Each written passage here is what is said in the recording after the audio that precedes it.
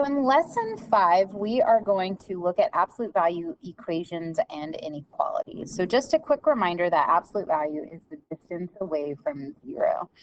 The distance a number is away from 0. So considering the absolute value of x is equal to 3, that 3 is what represents your distance.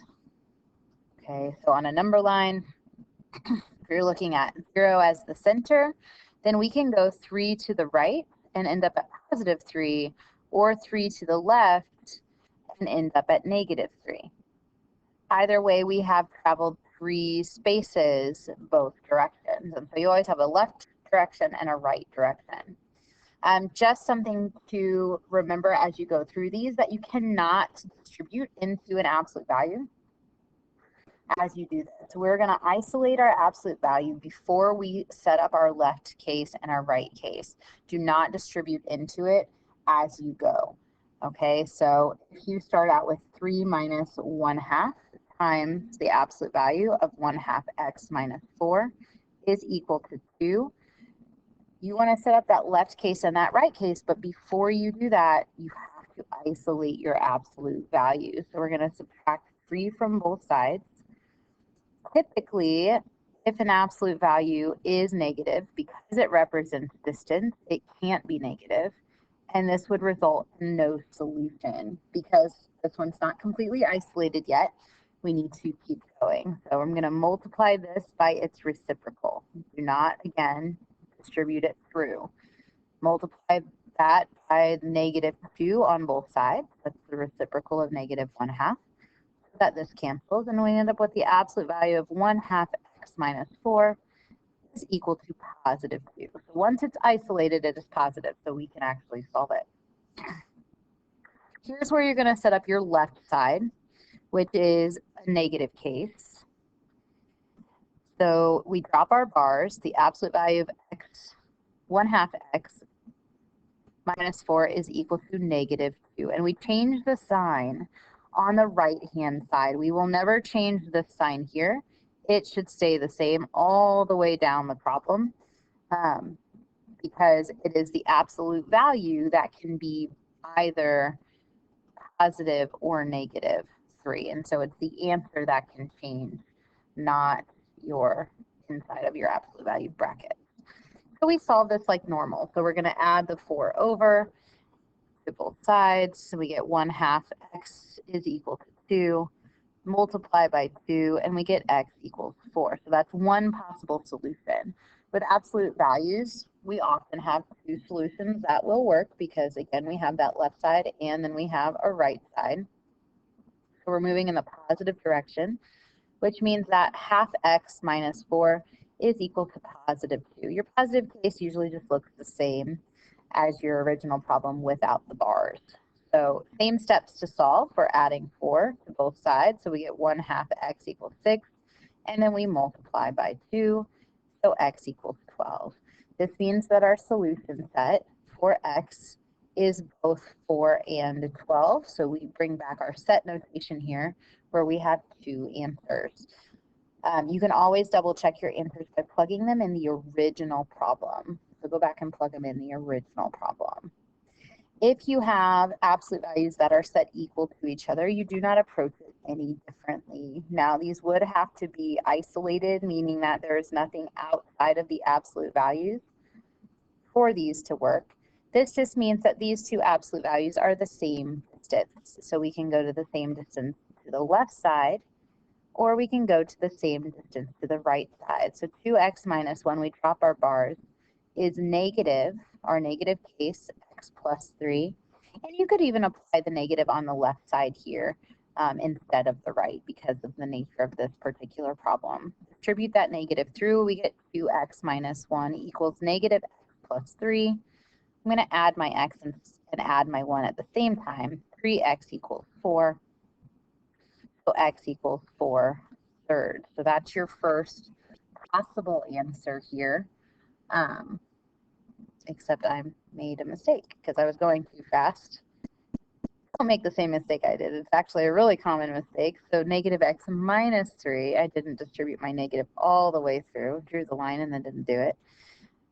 So sorry, add my x add my 1. So we get 3x equals -2 and x equals -2 thirds. Forgive me my mistake there. And then we set up our positive case or our right side. And again, that's pretty much just your original problem without your bars. And then you solve it like normal. So subtract my x here instead of add. So I get x and then add my 1 equals 4. There's our 4. So our solution set is -2 thirds and 4. Again, we'll check those by plugging them back into your original problem and seeing if that works out. Mentioned briefly earlier, but now going back through, if you have the absolute value is equal to a negative number, then your answer is just no possible solutions or the empty set, because distance can't be negative, and so we cannot equal a negative number once it's isolated. If you accidentally set up your cases and solve that out, when you plug your numbers back in to check them, you will see that it doesn't work. Again, why it's so important to check our answers. All right, absolute values sometimes have what's called extraneous solutions, where when you solve them out, the answers don't work. So even if you mathematically solve them correctly, all right, the answers may not be correct. So always check your answers.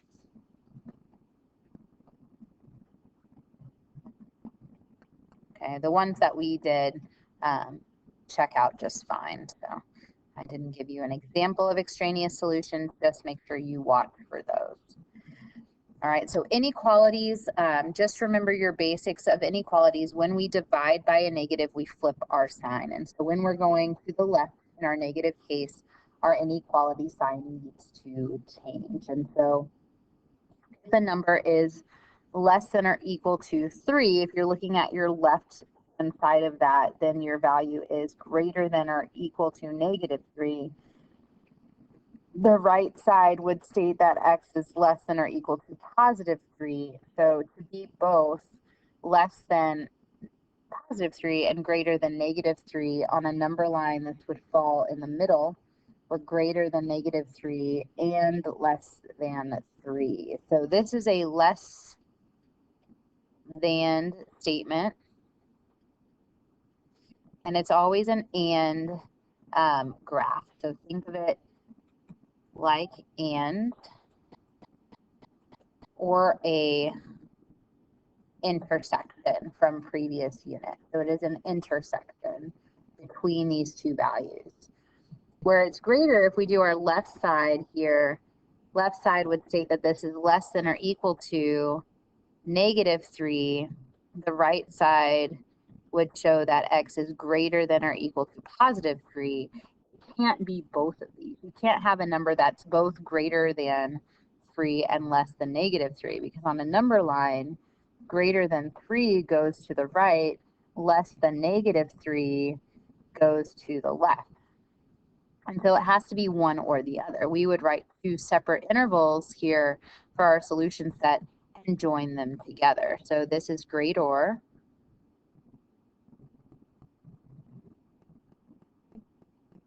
All right, so it is an or symbol or a union of those two intervals. Okay, so if it starts with a greater symbol, it's all about what does it start with, or less than, it tells you if that is an and or an or. All right, so same rules apply other than that. So we're going to solve these out just like it would be if it was an equal sign. So we isolate first. So we have 1/3 times the absolute value of 2x minus 1 is less than 1. So first step here, we multiply by 3 to move that over to the other side. So we get the absolute value of 2x minus 1 is less than, that's multiply not minus, is less than 3. And then we set up our left side and our right side. And so on our left side, you would have 2x minus 1 is greater than -3. So we flip and we change our sign. So don't forget to flip. All right, so flip change. This is our left side. This, because this is less than, it's an and this is after it's isolated. Let me go down here. Right here we look after it's isolated, it's an and symbol. And so this is and.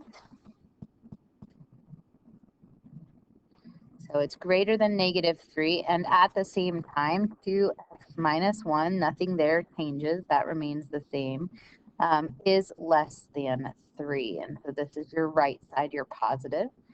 And we just take our original one, okay? And then we solve those out. So again, same rules apply. We add the 1 here, so 2x is greater than -2, x is greater than -1.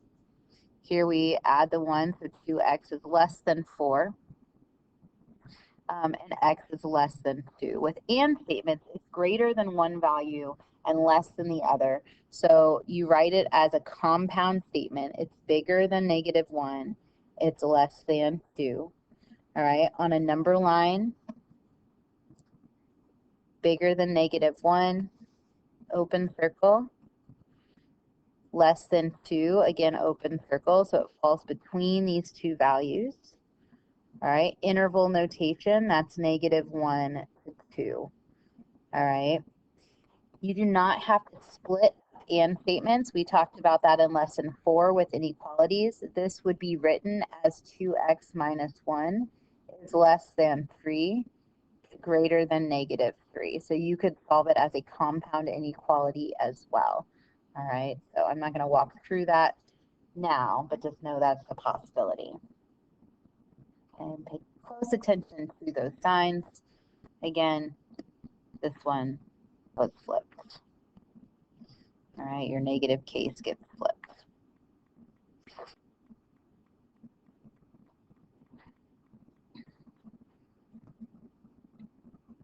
All right, so writing your answers in interval notation, even if it's an or statement. So looking at this one again, start by isolating your absolute value. We add the 15. And then we divide by 2, do not distribute. If that was negative, that would flip. So remember to follow your rules. Okay. Once it is isolated, you set up your two cases. So we have 5 minus 2x is less than or equal to -10. That's your left side case. And then we solve that out. So 2x less than or equal to -15. So x is greater than or equal to positive 15 over 2. If we divide that, then we set up our right side case. So we have 5 minus 2x is greater than or equal to 10. Subtract the 5. Don't lose your negative like I almost did. And x is less than or equal to -5 over 2. Yeah, don't freak out when you get fractions. You don't have to like make a perfect number line, but graph what that would look like on a number line. The -5 halves would be on the left side because it's negative, and we're going less than. X is less than that, so less is left. All right, and then you have your right side, 15 halves is positive, so it's up here also solid circle going this way because it's greater than 15 halves, so we go to the right. If you're writing your answer, furthest left value, this arrow indicates we're approaching -infinity. To the right value, well, it goes here before it stops. So -5 over 2, infinity gets a parenthesis, solid circle bracket. We have to skip over all these numbers, so we join that with the union, and we pick back up with a bracketed solid circle, 15 over 2. And then from there, we go forever to the right, which means we're approaching positive infinity, which gets a parenthesis. Okay, so skip over using your union symbol. That's how you would write the answer to that in interval notation. Zeros with absolute value can be a little funky because it kind of goes right back to our beginning. So these are just a couple special cases we have here. You have the absolute value of x minus 5. So absolute value of x minus 5 is greater than 0. Because 0 doesn't have really a positive case or a negative case, when you solve this, you get x minus 5 is greater than, or excuse me, your left side, yeah, is less than 0, because it can't be negative 0. We don't flip the sign here. We still flip our inequality. So x is less than 5. This is an or statement. So or, so it didn't change colors for me here. Or x minus 5 is greater than 0, our right side case. So x is greater than 5. All right, on a number line, this looks a little weird because we only have one value that we're using, but at that value, because it's greater than or less than, is an open circle. So all of these numbers can be used to the right of 5. All of these numbers can be used to the left of 5, but 5 needs to be skipped. So we still need to skip over that using our union. We're starting with negative infinity, going all the way to 5. And then we pick back up at 5 and go to positive infinity. So everything here gets parentheses. So careful with that because it is an open circle at 5. We still have a left side and a right side, even though we don't have negative 0. If it said equal to 0, so we have x minus 5 is less than or equal to 0. First of all, this is an and statement. And so we have x minus 5 is greater than or equal to 0, and x minus 5 is less than or equal to 0. All right, it is an and statement. We can still flip our sign. We just can't change our positive negative sign on the 0. So x is greater than or equal to 5. Remember, you could write this as a compound if you like. And x is less than or equal to 5. So for this one, if you look on your number line, because it's both, 5 is solid, and it can both be greater than and less than. And so that ends up taking the whole number line, and when our whole number line gets used, so this was 5, we are coming from negative infinity and going all the way to positive infinity, like that. Okay. So you could also write this as all real numbers. So if it's set to 0 and it has the equal sign, then it will probably be all real numbers. Always double check for those.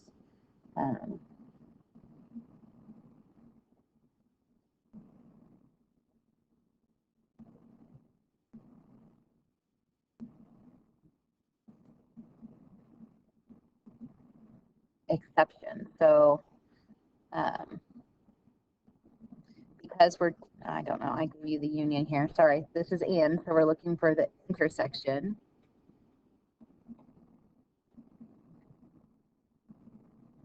All right, because it's and, it must be both greater than or equal to 5 or less than or equal to 5. The only time that it is both is right here in the middle where it overlaps. So x, sorry, just equals 5, not all real numbers. If this was union, it would be all real numbers. Okay, the overlap only exists there in the middle. 5 is the only number that would make this equal to 0. Because it is absolute value, it will never be less than 0. All right, you can't, this left side can never be less than 0. It can't be negative. All right, and then last one is water temperature. It's a word problem. So you're going to write an equation for this. But because it has to do with absolute value, you need a little formula here. Your absolute value, you're going to take x minus your center point. So where are you starting in this problem? Like, what is the standard? All right, so center I'm using kind of as a loose term here. That will always equal your distance. Absolute value is always equal to a distance. And so if the temperature must be kept at 143, that's kind of your starting point, your center. The computer is programmed to shut down in the process if the water temperature is more than 7 away from what it's supposed to be. So again, 143, but we can go 7 this side or 7 this side before that shuts down. And so when we're setting this up, we have this value minus 143 If we take the absolute value of that, the distance away we can get from 143 is 7. So that's what it would look like. Is more than, sorry, I need to use an inequality there, greater than or equal to 7 away from. So we can't have any more than 7. So once it's more than 7, it shuts down. So it can't go any more than 7 away. And then we just set up our two, our left side and our right side, our two cases, excuse me, and we solve it. So set up your left side and your right side and solve it. But the biggest thing with word problems I wanted you to have was that kind of main idea of formula. All right, and that was a little fast. So if you have any questions, make sure to jot this down and we will do some more practice in class. Have a great night.